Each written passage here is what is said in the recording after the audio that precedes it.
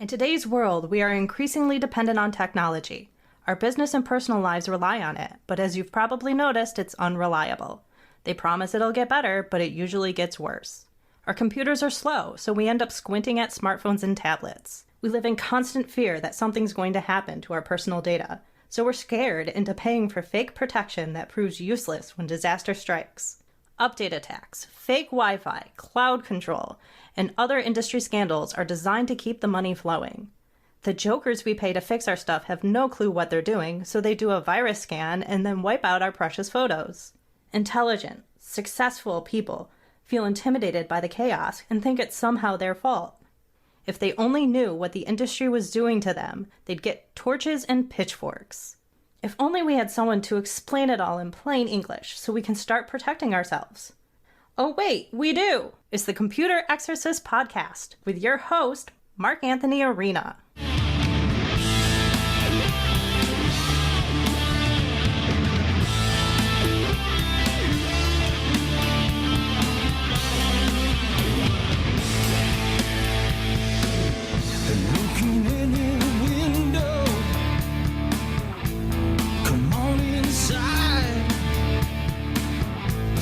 What's happening behind your back now, right in front of your eyes.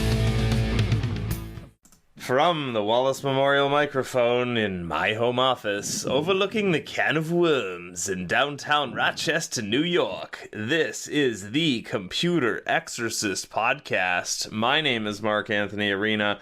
I am so glad you are here with us today. I said us. That's right. Who do I have on the line today? While each of us laughs for 10 minutes first. Hello there, Computer Exorcist Nation. It's your old buddy, Dr. Mike.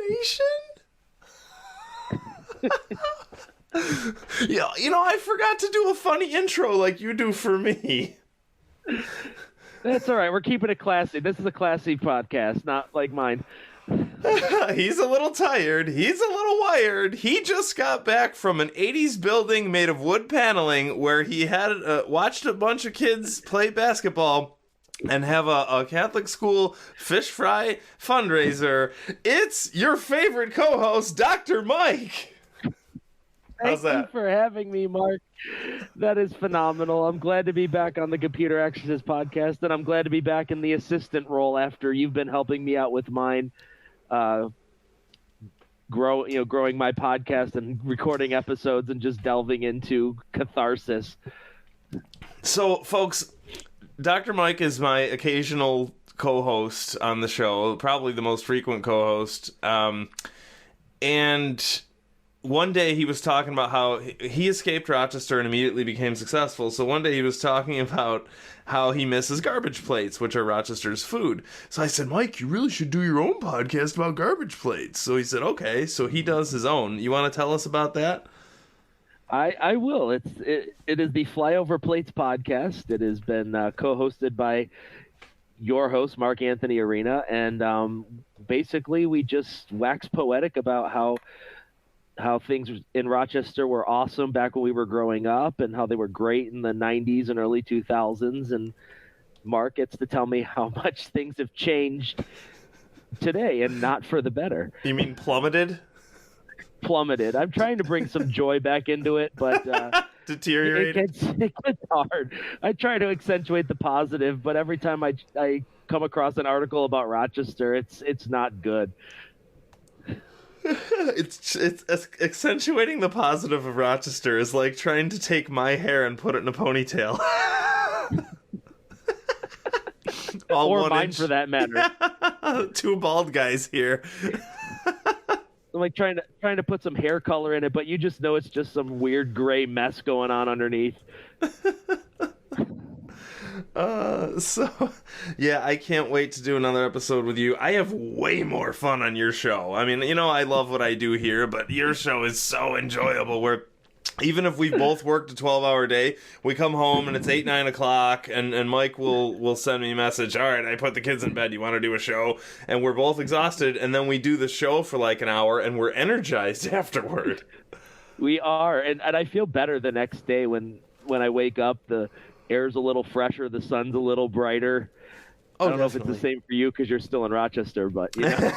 Well, the air is a little less smoggy over here, and the But I do feel better after doing those episodes, though. They're late night episodes. They turn into laugh tracks, and I couldn't have a better co-host to do it with. So thank you, Mark, for inspiring me and helping me get to where the podcast is today. Spoiler alert: it will be 1 year since we've been doing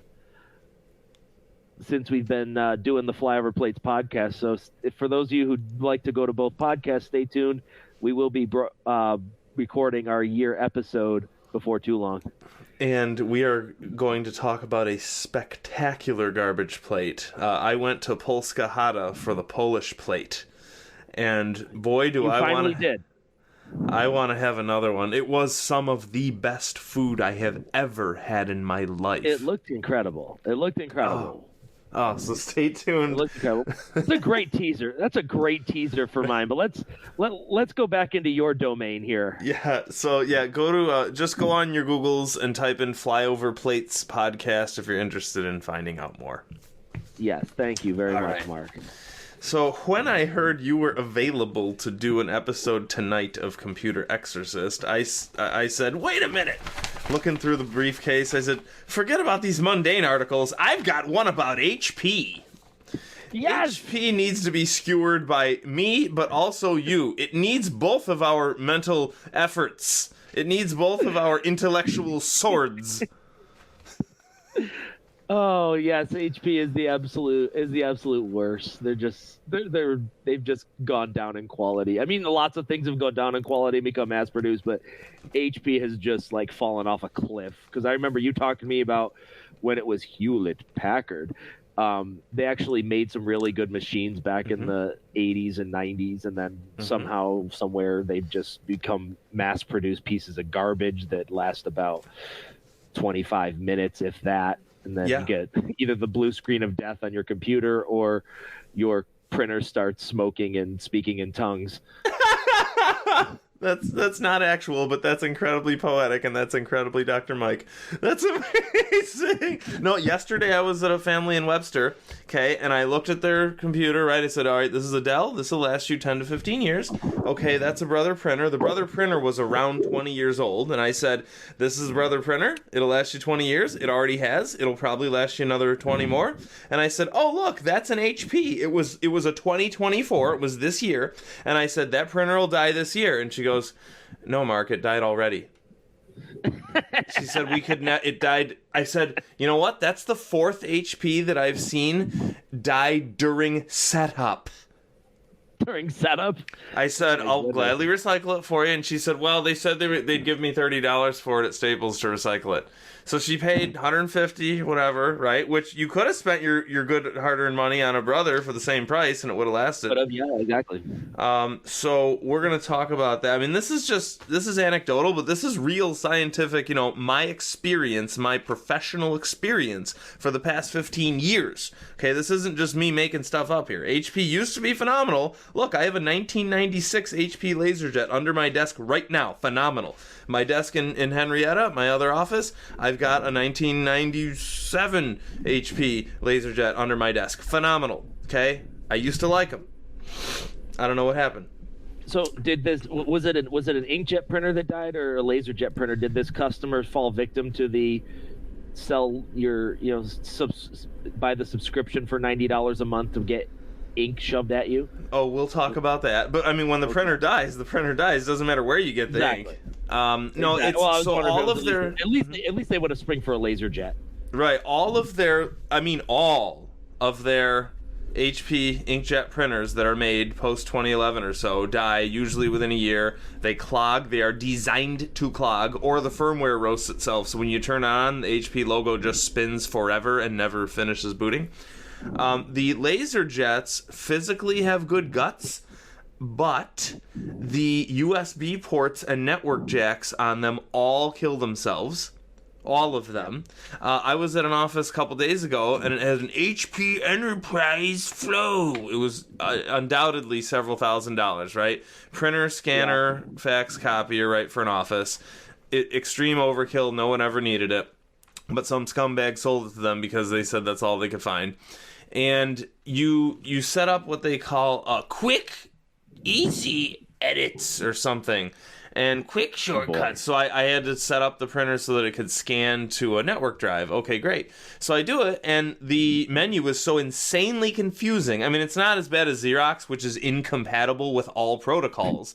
And uses Xerox is still around right now. Yeah, no, I have clients. Whenever I have a client who's infected with an HP printer, I offer them to buy them an alternative brand just so I can have the pleasure of rolling their Xerox off a cliff.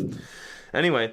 Wow. With this HP thing, I did this quick edit thing, and I couldn't figure out how to solidify the argument, so I just hit next or cancel, and then it just force attacked and plopped an entry there. Okay, it was a bad entry. All right, so I make another entry. I give it the proper name. Oh, great. Now I have 2 entries, and now I have to explain to these poor, confused clients that you have to watch out because one of them's a landmine and the other's proper. Okay, fine. I spend the next half an hour and looking through all of the manuals, and I cannot, for the life of me, figure out how to delete a freaking entry.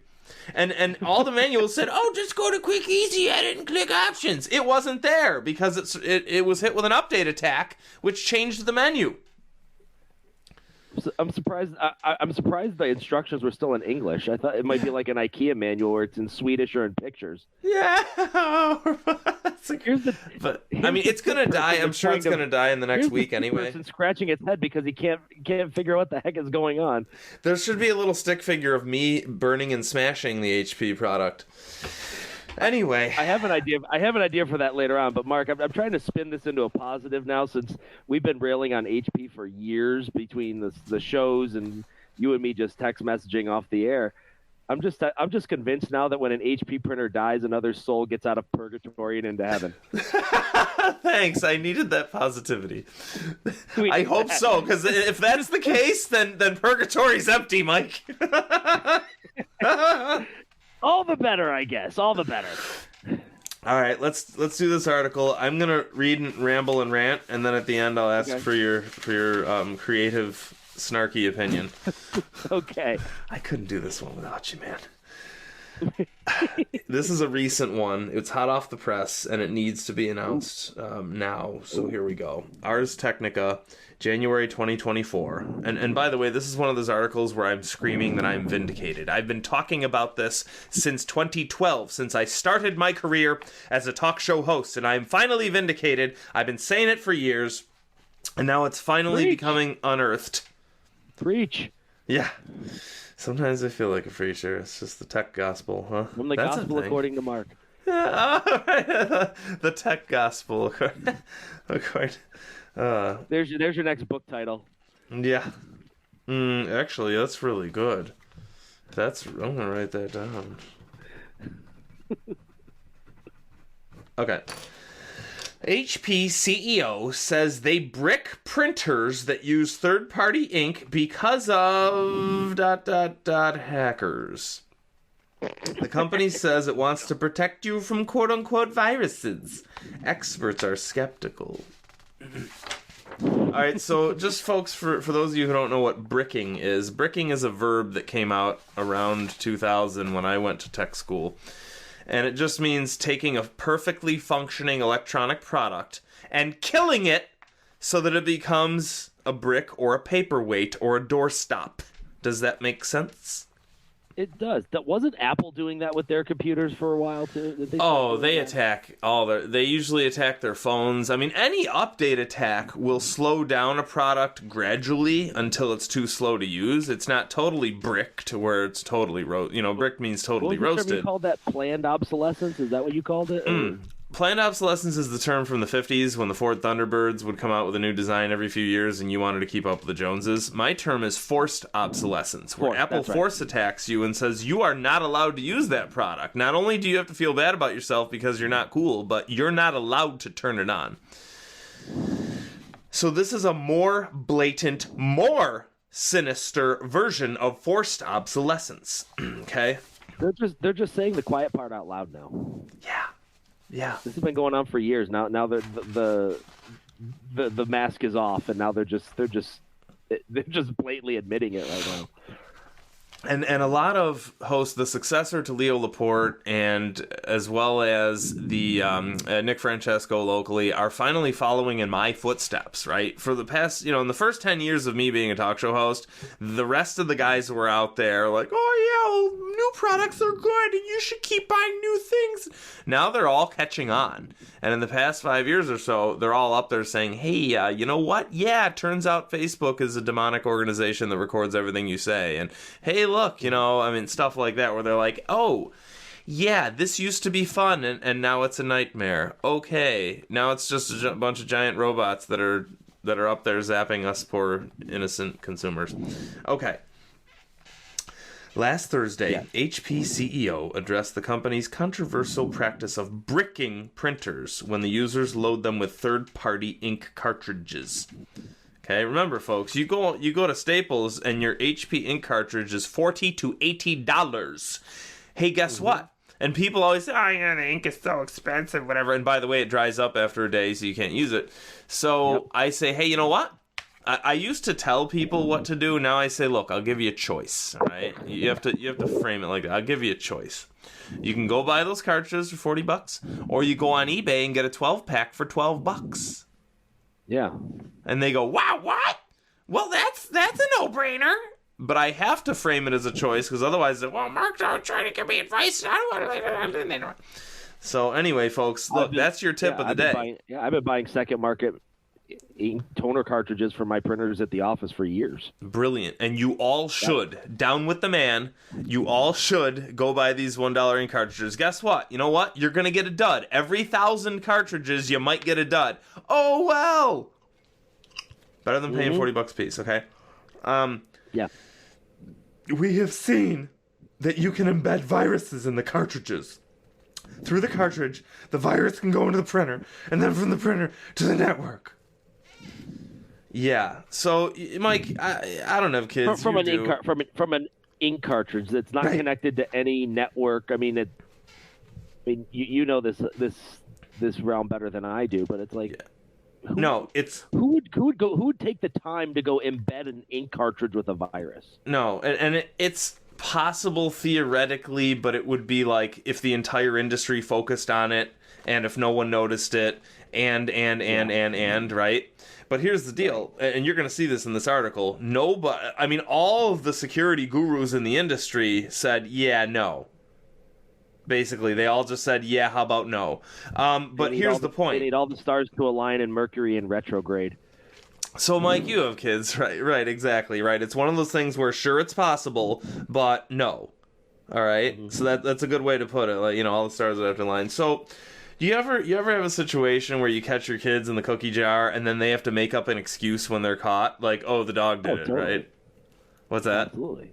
Right. Absolutely, so I do. That's what happened here, is that HP was caught with its hands in the cookie jar. And, it's actually... I'm thinking of much more gruesome analogies in my mind, but I'll keep it at that.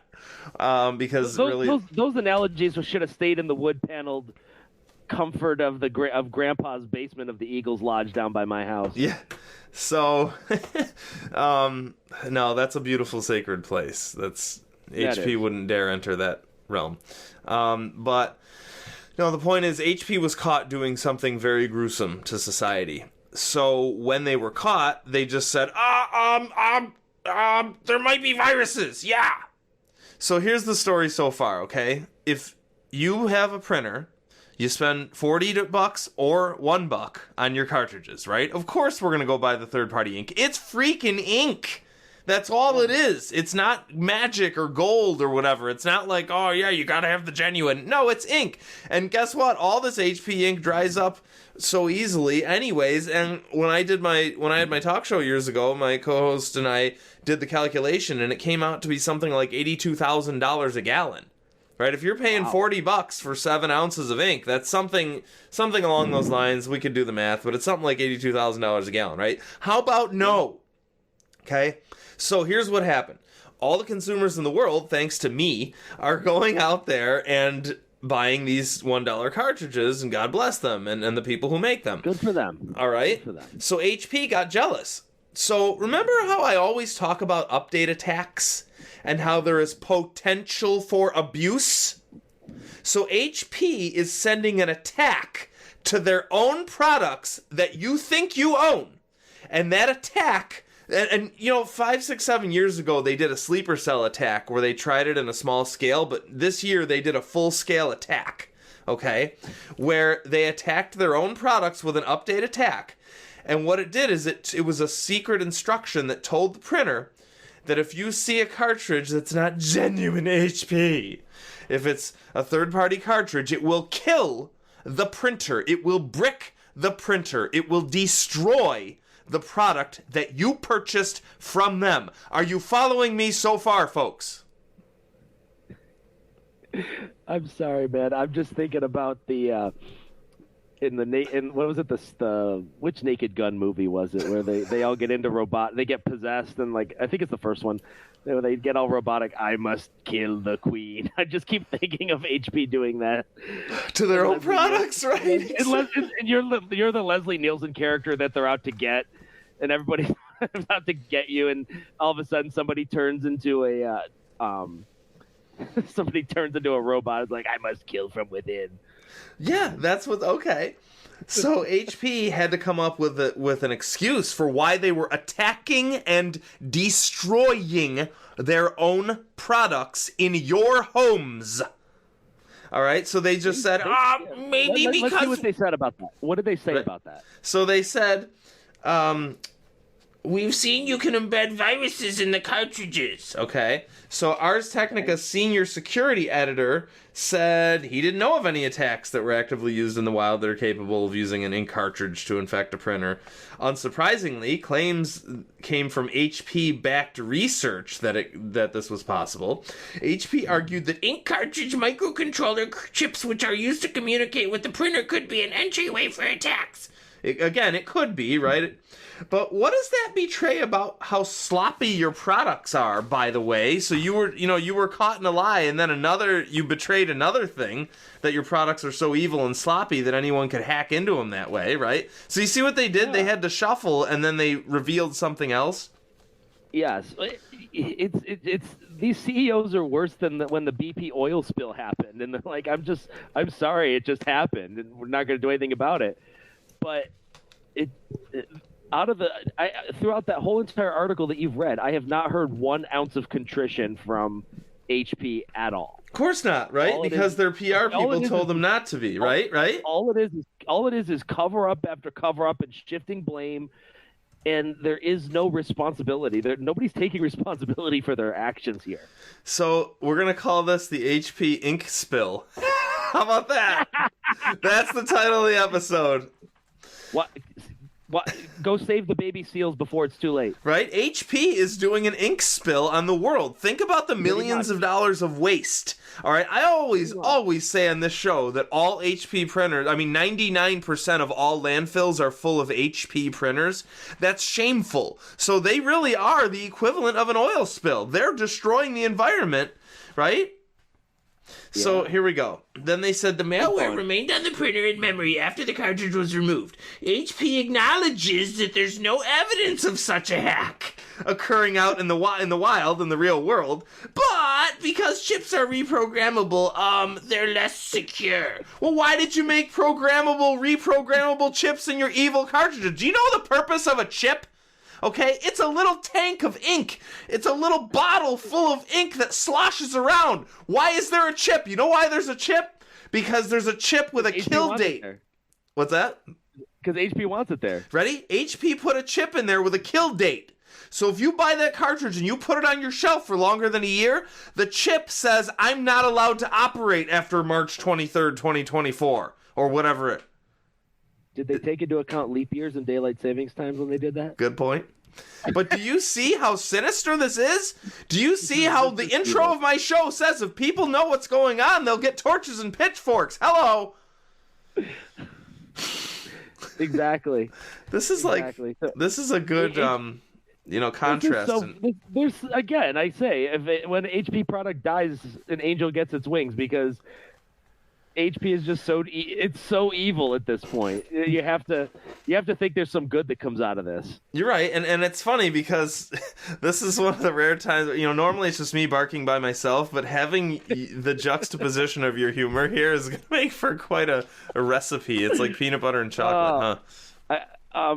Keep going with the article. Okay. I do have something to comment on once it's all said and Great, thanks. What was I going to say about that too? Yeah, I mean, HP is one of the worst organizations in human history, in my professional opinion.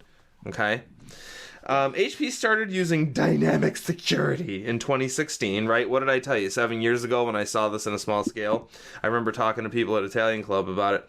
Ostensibly to solve the problem that it sought to prove that exists years later.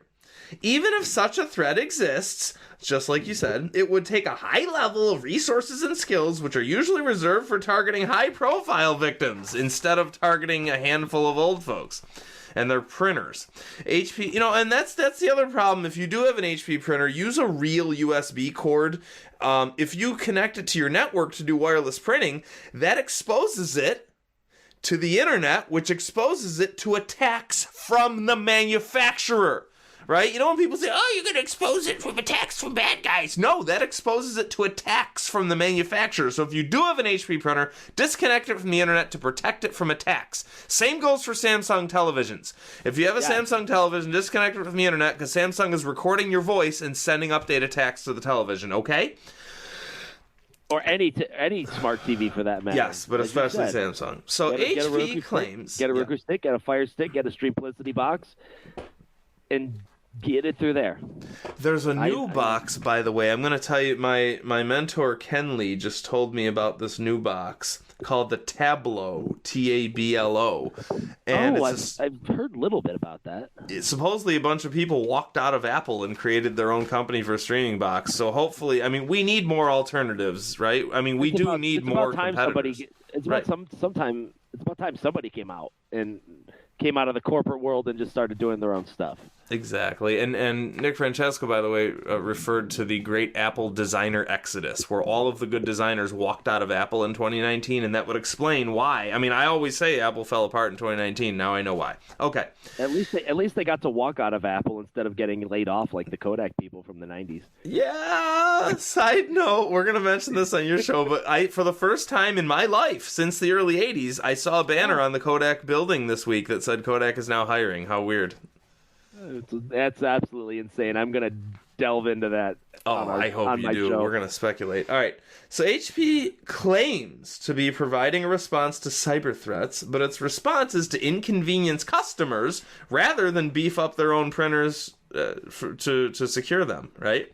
There are far more pressing security threats than printers.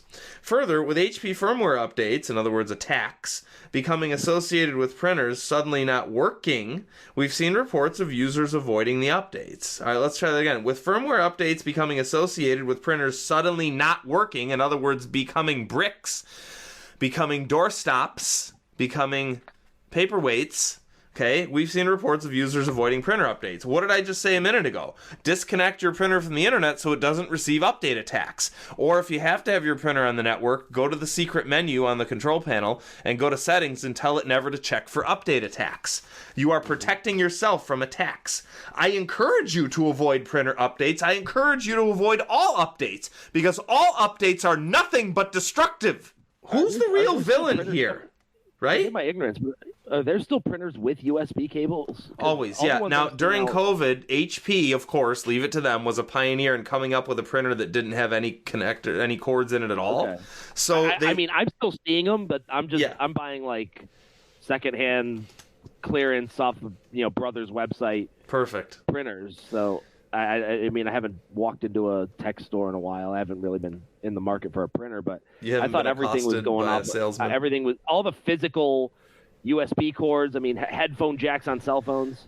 No, and honestly, here's the reason why: reliability, right? In an ideal world, I'm totally cool with gizmos being totally wireless. The problem is they're controlled by evil protocols, so they never, ever, ever work correctly, right? I have a real cord to listen to my music in the car. I have a real cord for my phone, a real cord for my headphones. I have a real everything because that's the only thing that's eternal forever. I don't need more trouble in my life and crashing and batteries dying and things not connecting. So yeah, during the COVID, HP pioneered the printer that didn't have a USB cord.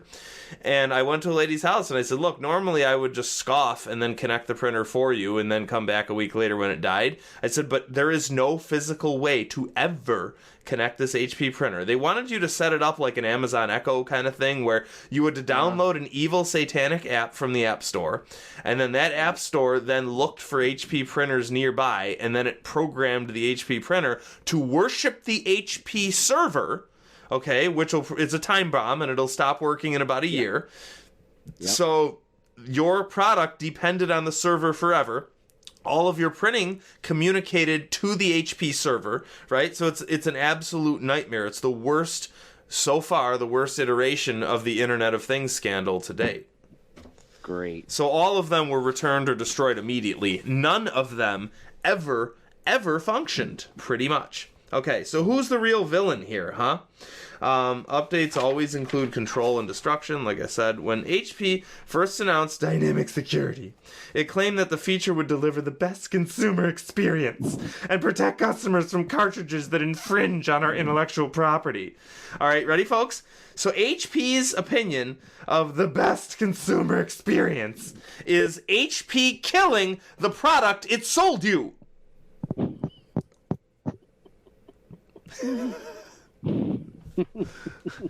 Okay, what does this even say? Okay, so, and protect customers from cartridges that infringe. In other words, affordable cartridges. Okay? That mom and pop out there who are already feeling the effects of inflation, you know, they can't afford this, right? Who wants to pay that? So while brand recognition and reliability could be good reasons for someone to opt for a genuine cartridge over a third party, such decisions are typically left to the customer and not forced via a firmware update. That sentence was the author, not me. Does that make sense, right? Normally, you know those what's that? It makes perfect sense. Yeah, you know when you go to someone's garage and there's those little signs that say, you know, use genuine Ford products, right? And use genuine Ford parts. That's okay. That's encouraging you to use genuine parts, right? There was a situation, I can't think of what it was, but it was someone who said, oh, yeah, the guy who fixes TVs, this buddy of mine, he says, look, you know, I tried the third-party LED light bulbs to repair TVs with, and they just don't work, so I buy the genuine ones. Okay, cool. Right? Genuine one, in some case, it's better. But you know what? In this case, no. You don't force attack someone. You can encourage them to buy genuine parts, but you don't force attack. It's all because of this twisted, perverted world that they live in, okay, where companies like HP can expect to be rewarded for superior products, but the customers would prefer to have options, right? It's the sick, perverted, twisted world called recurring revenue. They worship recurring revenue. Okay, next sentence. HP wants printing to be a subscription. It's clear that HP's tactics are meant to coax HP printer owners into committing to HP Inc., which helps the company drive recurring revenue. HP loses money when it sells a printer and makes money through supplies. All right, so they lose money when they sell a printer, huh? Everybody, buy HP. Everyone, go out right now and buy an HP printer. You know, I felt so good about this when I read this sentence, because it means when someone goes out to the store and they're bullied into buying an HP printer, because no one willingly buys one, when they're bullied into buying an HP printer, I no longer have to get upset. I'm going to stop losing my hair. My heart rate is going to get better. My blood pressure is going to get better because I no longer have to feel bad. I mean, obviously, when you buy an HP printer, you're buying a giant piece of plastic that will go into the landfill in the next few months, so please recycle it. But I no longer feel bad. I mean, yes, you're going to spend a lot of money, but it's going to be a very hard lesson learned. So anyway, the point is, when you buy an HP printer, it's okay because they lose money on it. So please go out and buy HP printers. You know what, Mike? Let's take our life savings and go buy a bunch of HPs and then put them immediately in the recycle bin. Mark, I got an even better proposition for you. Huh? Yeah. So, being in Rochester, you see that there's a bunch of space available, warehouse space, Yeah. abandoned malls and abandoned malls, department stores. Almost every building in Rochester is abandoned. Just go to Irondequoit Mall, whatever's left of Irondequoit Mall, and just take a portion of unused office space or warehouse space, fill it up with HP printers and equipment that's been shunned and broken and bricked and whatever, and just make a demolition room. Just charge people $30, give them a sledgehammer, some goggles, and a hard hat, and just let them go absolutely nuts on these products that don't do anything else. They don't actually work. Beat the crap out of them. They're just there to be broken. So two things there, Mike. Yes, 60% of the Rochester economy is now smash rooms because we have no other purpose in life, and we're in a post-apocalyptic phase where there's nothing left, and everyone's frustrated. Here, but people in Rochester must be more depressed than I thought, because now they need to get their energy out on something. Right, and they have no productive use of their no productive outlets for their energy. But anyway, that's a great idea, but I don't think we would need to spend the money for that, because all we should do is put up a sign that says, bring me your HP printer and smash it in my office and smash it in my place, right? They all have them. Years ago, I remember bringing this idea to you, where we just make YouTube videos of you and me just demolishing HP products with sledgehammers, or throwing them off the roofs of buildings, or just doing anything possible to destroy these things. Oh, absolutely. We were going to call it Smash P, right? And then the H and the P were capital. Absolutely. Yeah, no, we talked about this for years, yeah. And so absolutely, you know what? We can make one of these Smash rooms, but we don't need to buy the equipment. We'll just tell them to bring all of the HP printers that are littering their closets. Just put a tent in the backyard of the Glen and just have people come in. I love it. Yeah, like an outdoor, what do they call that? Preacher revival? We'll sing hymns. We'll sing gospel hymns while people smash. Glory, praise. You make my life so much brighter. I'm happy to do it. Okay, let's keep going. Requiem for HP. Here we go. Let's keep going. So HP loses money when it sells a printer. It envisions a world where all of its printer customers also subscribe to an HP program offering ink. Right? They dangle a penny in front of you, and people go, "Oh, I save a lot of money. I save 1 cent by ordering my printer ink from HP." So HP CFO, noted that 20% uplift on the value of that customer because you're locking that person in. Okay? That's called the vendor lock-in scandal in my industry. That's already known as a scandal, okay? HP has faced numerous lawsuits in relation to blocking device functionality, in other words, destroying, due to the third-party ink cartridge, and has already paid out millions as a result. Yes! Keep it coming. Oh, I love it. When people buy an HP printer, they consider it an investment, but HP thinks that when you buy a printer, the company is investing in you. In other words, they want your soul. Sounds like a perfect match for HP to move their headquarters to Rochester.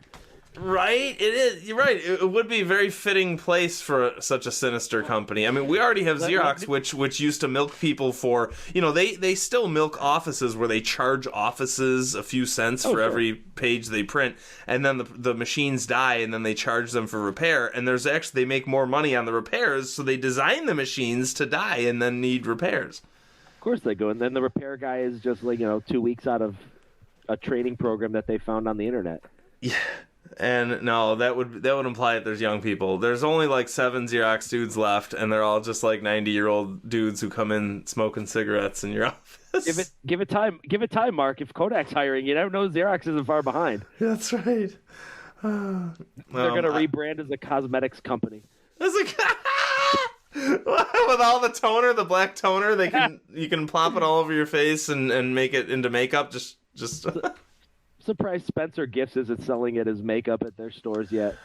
Oh, that's cool. CB got it. I love how you found a 1990s carton of Xerox printer paper in your in-laws' basement. You decided to call the number.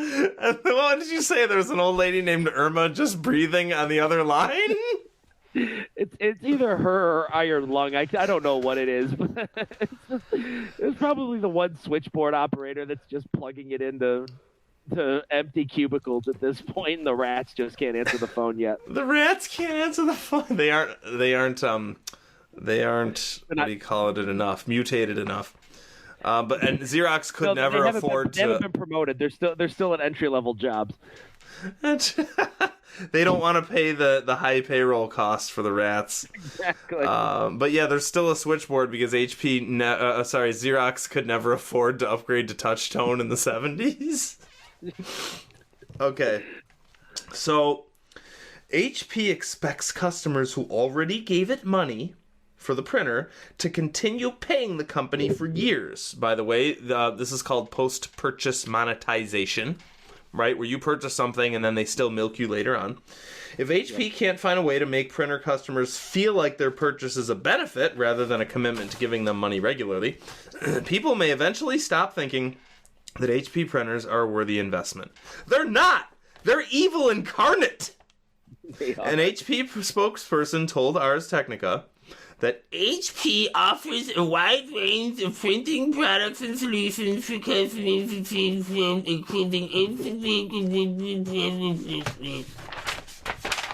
I'm sorry, you trailed off a little bit there. Did you get your mouth full of marshmallows? That's exactly, in other words, drivel. It's the same copy-paste sentence that every, where was I?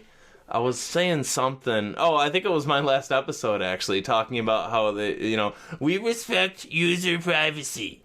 And that was, that's the, all right.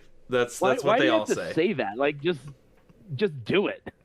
Because they have no excuse, they have no other explanation, they don't have anything to say for their actions. That's it for the article. What do you think, Mike?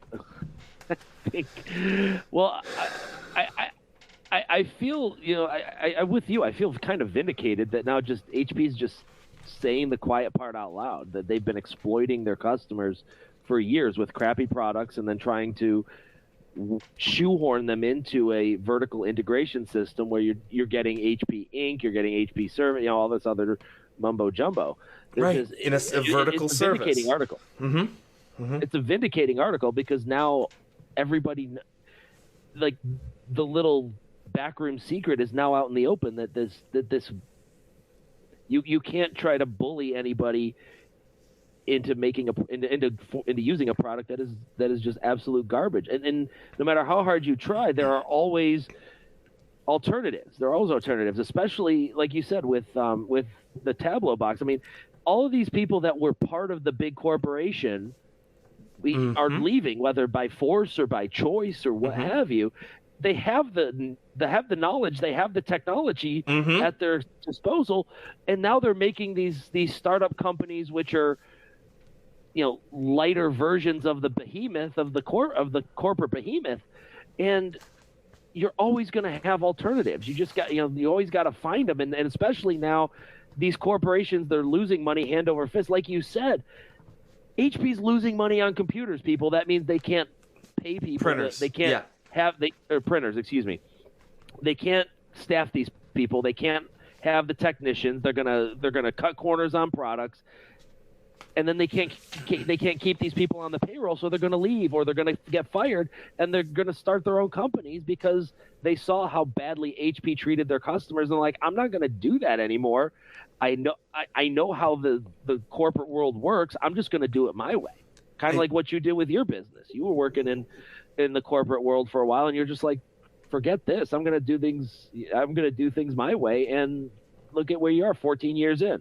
You're absolutely, so insightful here. There's so many things I want to say here. With our comedy stuff we do, you always, set off light bulbs in my head. But you have truly huge insight here. Number one, yes, I saw people being abused by this tech industry when I was in corporate, so I went off and did my own thing.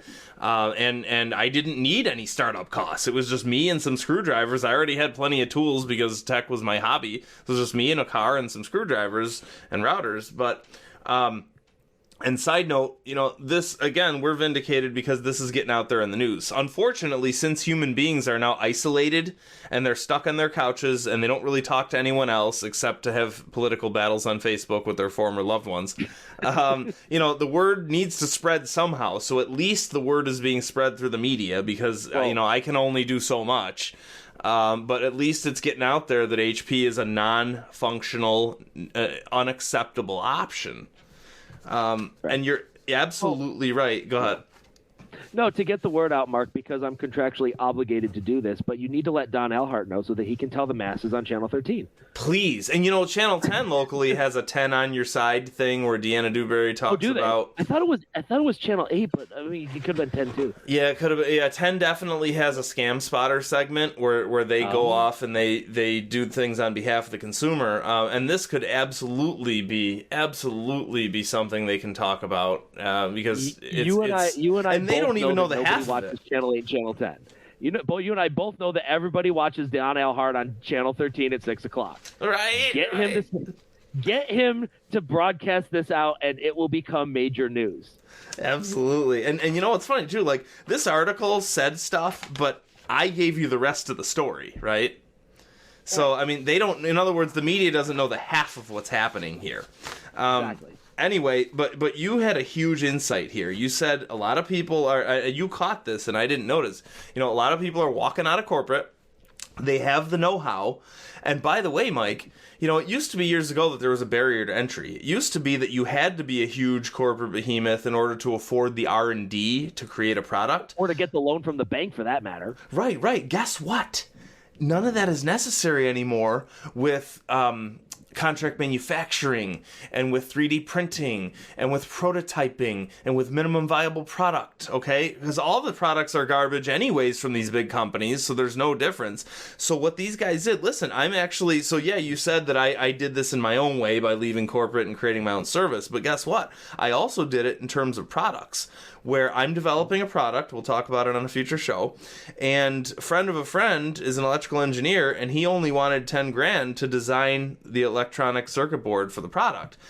That's incredible. Like a normal startup could afford that. You don't need to be a huge $1 billion HP to afford a 10 grand thing for a guy to design it. I actually ended up finding a different guy to do it for $700. So, incredible. So you could be that nimble, group of people who walked out. And look at AMD, okay? AMD was a group of disgruntled Intel employees who got up and walked out together around 1984 and created AMD. And to this day, it's more nimble and much more ethical, and it's a competitor to Intel. It's a David and Goliath. So you can have, look at Saab and Lancia, all right? Those were two companies. Unfortunately, they were so bent on creating the ideal car that they spent a little too much on it, but they were car lovers who made the best cars they could instead of the cheapest cars they could. Exactly. And the only difference is you don't have the 401k retirement benefits and union workers that corporate people have, and you don't need half of that stuff. If you make a good product, people are going to buy it, and then you're going to make a lot of money. Right. Beautiful. Right. You don't need to have those set concrete encumbrances, huh? Exactly. Is it hard? Yeah, it's hard. But is it scary? Absolutely. But a lot of these startup companies, these offshoots of the big corporate behemoths, they're taking the risks and they're doing well. They're becoming more mainstream and more niche, but they're becoming more prevalent in the landscape, and that just goes to show you that capitalism always wins. If you make a good product, people will buy it for you, or people buy it from you. Excuse me. And it's just what it shows is that the big corporate giants like HP, they don't have any creative ideas, so they're just going to browbeat you into getting the ink subscription and then the service plan, and then only using, again, it could be only using certain computers. I know this was a whole thing with the streaming sticks where, is Amazon going to allow Apple TV on their service? Right. And then the stupidity is Apple TV going to allow Amazon Prime Video and all. There's this. I remember when I was looking, I was cutting the cord back, in 2019 or 2020, whenever it was, and I'm like, okay, Mark, what do I do? And he's like, get Roku, because Roku, at least for right now, is neutral. They're going to allow everybody on their platform. They're not going to try to undermine one of the other companies. And fortunately, Apple and Amazon have played nice, but there's that's a very volatile situation right there, because that could explode at a moment's notice. Yeah, no, great insight again. And also, these people are walking out and doing these nimble organizations because guess what? It's a lot more fulfilling to take a risk to make a product you believe in versus rotting in a cubicle making something that is doomed for some behemoth that will never acknowledge you. Just don't do it in New York. You'll get taxed to death. Yeah, right? So, Dr. Mike, thank you so much for being here. I always love your insight, and thank you so much. Always a pleasure, Mark. It was great to be back on the Computer Exorcist podcast. I'm just going to do a plug. Please go buy Mark's book, How to Protect Yourself from Your Computer. It is still out there. It has now become legendary in the tech field, but for the novice computer enthusiast, you should go buy it anywhere books are sold. Please, and it is a physical book. Don't try to buy it on e-reader. Get a physical book, because then Amazon will take it away from you. Yeah, you could do either or, but right, Amazon has the DRM, and thecomputerexorcist.com is where to buy that.